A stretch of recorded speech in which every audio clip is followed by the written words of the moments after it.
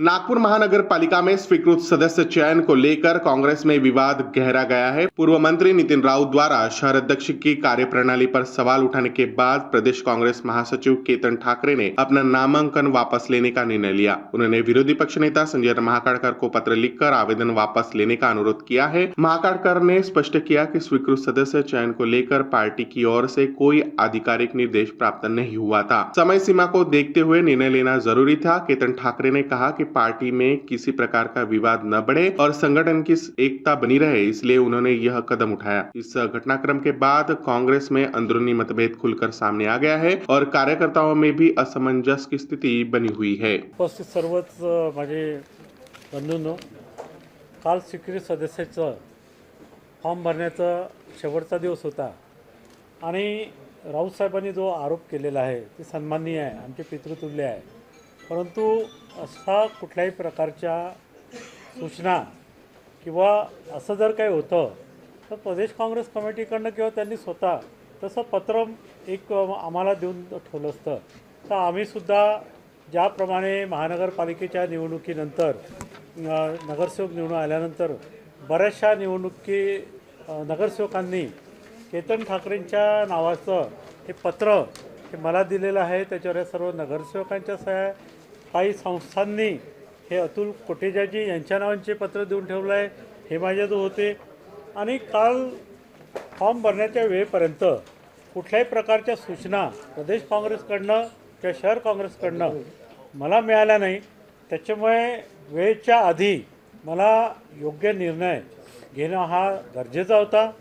त्याच्यामुळे ज्या नागरिकांच्या भावना किंवा ज्या नागरिकांनी मला स्वीकृत सदस्यासाठी ज्या लोकांचे नावाची मागणी केली त्या लोकांचे मी फॉर्म काल तिथे भरले।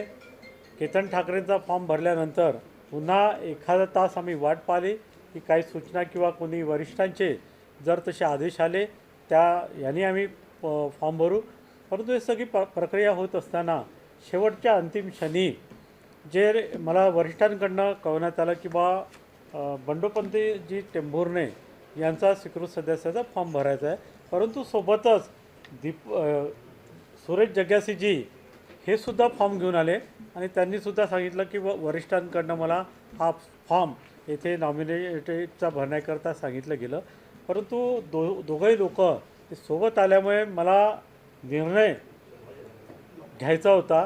परंतु त्यांना मी सांगितलं की प्रदेश काँग्रेस कमिटीकडनं हे 18 फेब्रुवारीला एक पत्र आलं होतं की महानगरपालिकेच्या निवडणुकामध्ये ज्या लोकांना काँग्रेस कमिटीने तिकीट दिलं होतं परंतु काही अल्पशा मतांनी जे लोकांचा पराजय झाला अशा लोकांना पुन्हा आपण स्वीकृत सदस्य म्हणून आपण घेणार नाही, असं 18 फेब्रुवारीचं सन्माननीय विकासभाऊ ठाकरे शहराध्यक्ष आणि माझ्या नावाने हे पत्र आलं होतं।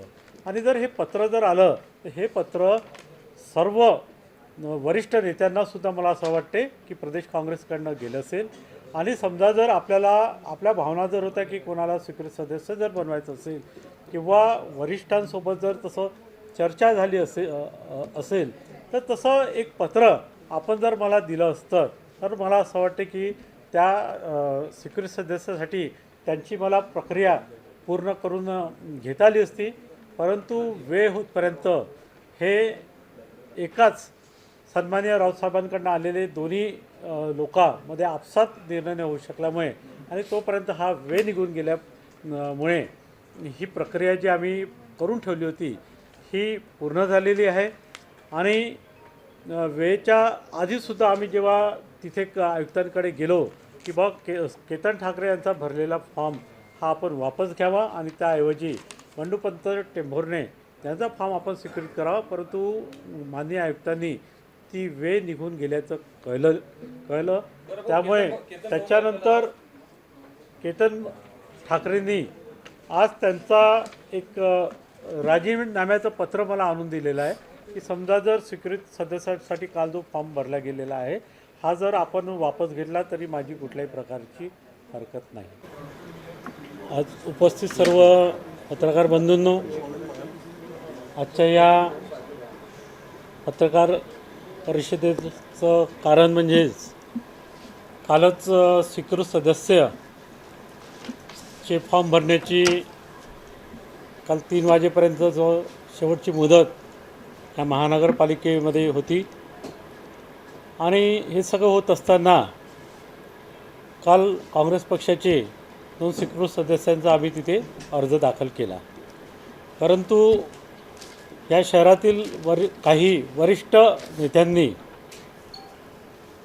पक्षाच्या समोर तक्रार दाखल केली किंवा करणार असल्याचं वृत्तपत्राच्या माध्यमातून तिथे वाचण्यात आलं. मित्रांनो, आपल्या सर्वांना सांगू इच्छितो की काल स्वीकृत सदस्य जे काँग्रेसचे जे करण्यात आलेले आहे, तर हे सदस्य करण्याकरता मी महानगरपालिकेचा विरोधी पक्षनेता म्हणून मला पक्षाकडनं कुठल्याही प्रकारच्या सूचना किंवा पत्र हे मिळालेलं नव्हतं किंवा ना शहर काँग्रेसकडनं असं कुठलं पत्र मिळालं किंवा प्रदेश काँग्रेस कमिटीकडनं सुद्धा अशा कुठल्याही प्रकारच्या सूचना मला त्या ठिकाणी मिळालेल्या नव्हत्या.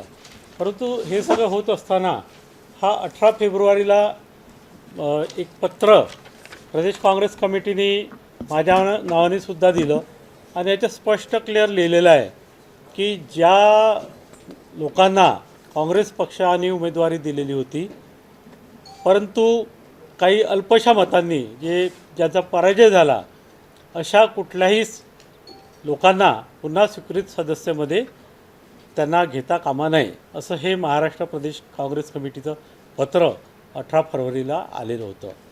त्यानंतर बराच कालावधी होता. महानगरपालिकेमध्ये स्वीकृत सदस्याची प्रोसिजर सुरू असताना एकच दिवस आधी त्याचं सर्क्युलर आणि त्याचं हे मला व्हॉट्सअपवर सचिवांकडनं आलं आणि ते जसं आलं तसं मी शहर काँग्रेस अध्यक्षांना ते फॉरवर्ड केलं. तर निर्णय त्यांना घेऊन मला कळवायचा होता वरिष्ठांसोबत. परंतु काल आम्ही प्रोसिजर सुरू झाली असताना आणि त्याच्या आधी माझ्याकडे महानगरपालिकेच्या जेव्हा निवडणुका झाल्या, त्या निवडणुकीमध्ये जे काँग्रेस पक्षाचे नगरसेवक निवडून आले, त्याच्यामध्ये पश्चिम नागपूरचे नगरसेवक हे मोठ्या प्रमाणामध्ये निवडून आले.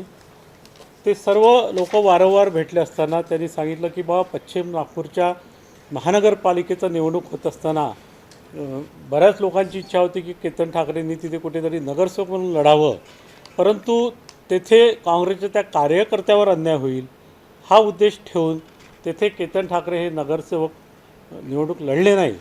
त्यानंतर निवडणूक झाल्यानंतर बऱ्याचशा नगरसेवकांनी त्यांना स्वीकृत सदस्य करावं असं पत्र आणि माझ्याकडे हे होतं.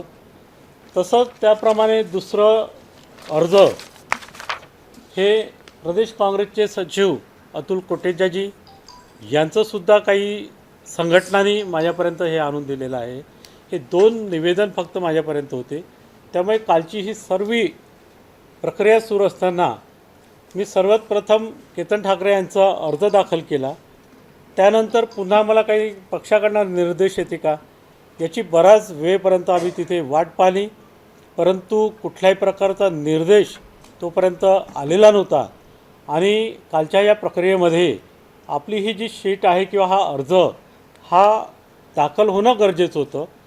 2 स्वीकृत सदस्यापैकी आम्ही जर काल अर्ज दाखल केले नसते, एक स्वीकृत सदस्याचा अर्ज राहून गेला असता.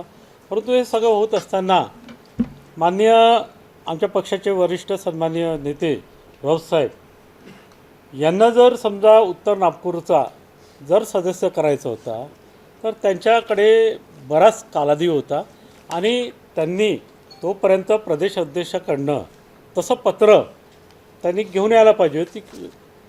त्यानंतर